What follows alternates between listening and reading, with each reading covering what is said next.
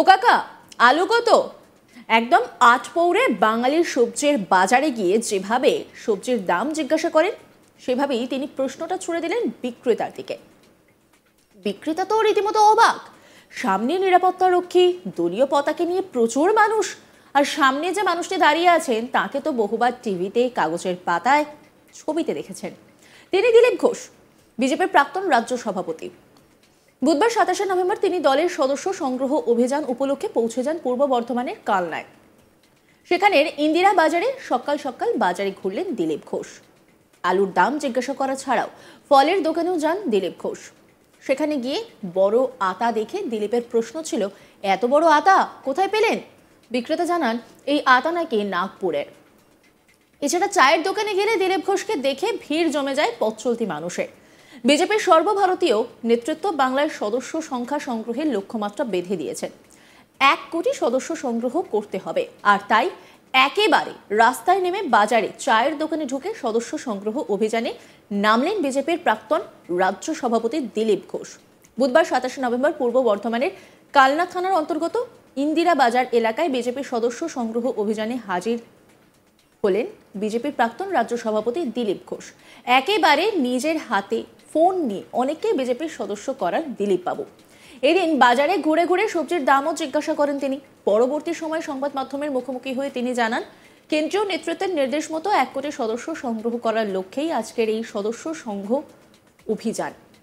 পাশাপাশি উপনির্বাচনের ভরাডুবি নিয়ে দিলীপ ঘোষ তিনি যেদিন বললেন, উপনির্বাচনের ফল এই রকমই হয়, সরকারের যে থাকে সেই যেতে। পশ্চিমবঙ্গ তাই হয়েছে, বারবার এমন হচ্ছে।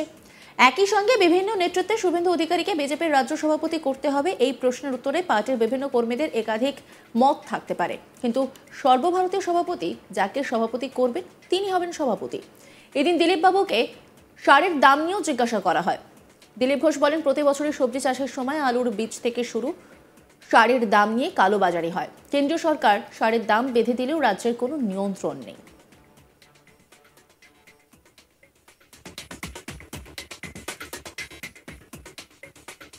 দিলীপ ঘোষ কি বলছেন শোনাব আপনাদের।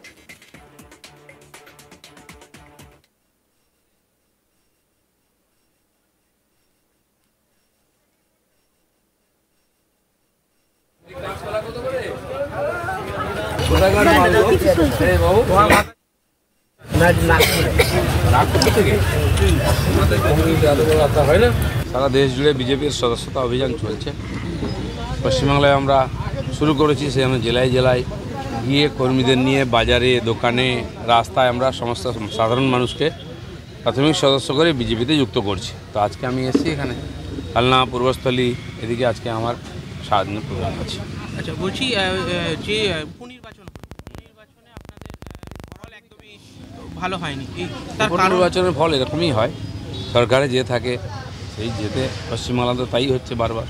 তথাগত রায় এবং হচ্ছে কি অর্জুন সিং তারা বলছেন হচ্ছে কি রাজ্য সভাপতি হিসাবে, পরবর্তী হিসাবে শুভেন্দু অধিকারীকে তাদের পছন্দ। আপনার কি মত? পার্টির যত মেম্বার আছে সবার পছন্দ থাকতেই পারে, কিন্তু সর্বভারতীয় সভাপতি ঠিক করবেন কে এখানকার সভাপতি।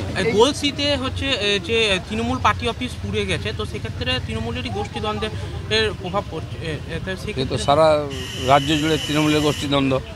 আমাদের ওখানে ঘাটালের এমপি দেবের সামনে মারামারি শুরু হয়ে গেল, গুলোগুলি শুরু হয়ে যাচ্ছে। হুন্ডা বদমাস নিয়ে রাজনীতি করলে এরকমই হবে। লোকসভা ভোট এবং এই উপনির্বাচন, বিজেপির এই ভরাডুবি কেন? ভরাডুবি কিছু না, 39% ভোট পেয়েছি আমরা লোকসভাতে। আমাদের ভোটাররাও আছেন, আমাদের কর্মীরাও আছেন। তো এক একটা নির্বাচনে কম বেশি হয়, কোথাও প্রার্থী নিয়ে সমস্যা, কোথাও অন্যভাবে। আরেকটু দলকে বার্তা দেওয়া, কর্মীদের বার্তা দেওয়া, কীভাবে বার্তা যা দেওয়ার সে আমরা দেবো, দিচ্ছেন আমাদের সর্বভারতীয় নেতৃত্ব যারা আসছেন। আর এখন আমরা মেম্বারশিপ করছি, আবার নতুন করে কমিটি হবে। আমার জানা নেই, প্রদেশের লোকেরা বলতে পারবে। লক্ষ্য কত? লক্ষ্য তো 1 কোটি বলেছেন আমাদের, আপাতত 50% করবো আমরা। বলছি আস্তে আস্তে সিপিএম এর ভোট বাড়ছে, হচ্ছে গিয়ে সেক্ষেত্রে কি আপনারা রাজ্যের 2 নম্বরে রয়েছেন, তো সেক্ষেত্রে আমরা, আমাদের ভোট আছে, আমাদের ভোটাররা আছে, কর্মীরাও আছে। কিছু বিশেষ পরিস্থিতিতে কিছু ভোট হয়, কিছু সংখ্যালঘু ভোট ওদের দিকে গেছে, তাতে হারজিতের খুব একটা সমস্যা হবে না। বিজেপি মেম্বারশিপকারীর পরে আবার নতুন করে পার্টির কমিটি তৈরি করে নতুন উদ্যমে 26 জন লড়াই শুরু করে। আচ্ছা, বলছি বিজেপির দুটো গোষ্ঠীর মধ্যে মাঝে মাঝেই হ্যাঁ কোথায়? বিজেপি কোনো বাকবিতণ্ডা গোষ্ঠী অশান্তি নাই। দেখা দিচ্ছে। এই গোষ্ঠী একটা প্রোগ্রাম করলে মারপিট অন্য গোষ্ঠী হচ্ছে আবার কি? ফোন দেবে। না তাহলে প্রোগ্রাম যত বেশি হবে পার্টির লাভ। তারা বলছে হ্যাঁ যে জেলা সভাপতি যিনি আছেন, হ্যাঁ, তার জন্যই দলের এই হাল হচ্ছে। থাকতে পারে মতামত, পার্টি ঠিক করবে যেটা সেটা সবাইকে মেনে চলতে হবে। এবং জয়ী সদস্যদের কোনো প্রোগ্রামে ডাকাও হচ্ছে না। সেটা ওরা যত জায়গায় বলুন, যদি কাউকে ডাকানো হয়ে থাকে হতে পারে। লক্ষ্য কি পূর্ণ পার্টির হবে? সমাধান 1 হবে। কোটি যে টার্গেট নিয়ে বিজেপি হাঁটছে আর কি। শুরু হয়েছে, আমরা তো রাস্তায় নেমেছি, কর্মীরাও নেমেছেন, দেখেন উৎসাহের সঙ্গে, পাবলিকের মধ্যে উৎসাহ আছে। তো করতে করতে এগোচ্ছি আমরা, কতটা যাই দেখা যাক। লক্ষ্য তো একটা রাখতেই হয়, ঠিক তাই। তারপর চেষ্টা করতে চলুন। কি করলেন বাজার? বাজার করিনি, দরদাম জানলাম। আমাদের একজন কর্মী ছিলেন, তিনি আমাকে ফুলকপি দুটো দিয়েছেন, দুটো উপহার হিসাবে। দিদা, আর একটা জিনিস, আপনি যখন ওখানে চা খাচ্ছিলেন, একটি ছেলে এসে বললো যে সারের দাম ভয়ঙ্করভাবে বাড়ছে, চাষে অসুবিধা হচ্ছে। এইটা সার নিয়ে ব্ল্যাক হয় প্রত্যেকবার, বিশেষ করে যখন আলু লাগায়, যখন এই সময় সবজি চাষ হয়। সরকার তো, কেন্দ্র সরকার তো রেট বেঁধে দিয়েছে, ভর্তুকি দিচ্ছে সারে, কিন্তু এই রাজ্যে তো সব জিনিসেই ব্ল্যাক হয়, 2 নম্বরই হয়। আর প্রত্যেকবার এখানে আলুর বীজ থেকে আরম্ভ করে আর সার পর্যন্ত সব জিনিসে 2 নম্বরই হয়। তো সেই জন্য এখানকার রাজ্য সরকারের কোনো কন্ট্রোল নেই। আপনি জানেন যে সব জিনিসপত্রের দাম বেড়েছে। আমি দেখলাম এখানে তো যে কপি আমাকে বললো 15 টাকা, সেটা 30-40 টাকা করে কলকাতায় বিক্রি হচ্ছে। সব সবজির দাম বেশি। তো সেই নিয়ে মমতা ব্যানার্জি টাস্ক ফোর্স ঘোষণা করে দিয়েছেন, আর প্রত্যেকবারই করেন, কোনো সমাধান হয় না। এই সরকারের কোনো কন্ট্রোল নেই, তাই যে যা ইচ্ছা দাম নিচ্ছে, চাষিদের তাতে কষ্ট হচ্ছে। আচ্ছা, আবাস যোজনা বাড়ি নিয়ে বিভিন্ন জায়গায় দুর্নীতি দেখা দিচ্ছে, কি বলবো? পুরো দুর্নীতি হয়েছে। 75 লক্ষ বাড়ির মধ্যে অর্ধেকও হয়নি, সব টাকা খেয়ে বসে আছে, পার্টির লোকেরা পেয়েছে। তার জন্য রিভিউ করতে দিল্লি থেকে লোকেরা এসেছেন, তাদেরকে মারপিট করা হচ্ছে, আটকানো হচ্ছে, চুরি যাতে বন্ধ না হয়। তো কেন্দ্র সরকার মাঝে মধ্যে টাকা বন্ধ করে দেয়, কিন্তু টাকা দিলেও সে টাকা ঠিক জায়গায় পৌঁছয় না। ও কাকা, আলু কত? একদম আটপৌরে বাঙালিরা সবজির বাজারে গিয়ে যেভাবে সবজির দাম জিজ্ঞাসা করে, ঠিক সেইভাবেই এই প্রশ্নটা ছুড়ে দিলেন বিক্রেতার দিকে। বিক্রেতা তো রীতিমতো হতবাক। কে প্রশ্ন করছেন? এমন কোন ব্যক্তি যে সামনে নিরাপত্তা রক্ষী, দলীয় পতাকা নিয়ে প্রচুর মানুষ, আর সামনে যে মানুষটা দাঁড়িয়ে আছেন তাকে তো বহুবার টিভিতে বা খবরের কাগজের পাতায় দেখেছেন।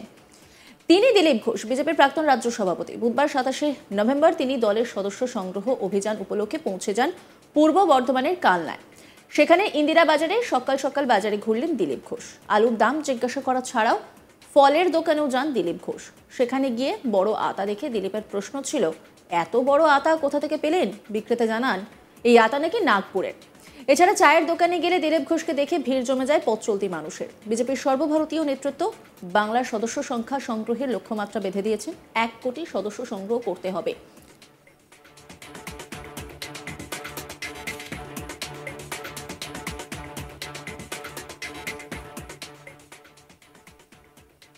নজর রাখুন আজ তাক বাংলার ইউটিউব স্ট্রিমিংয়ে।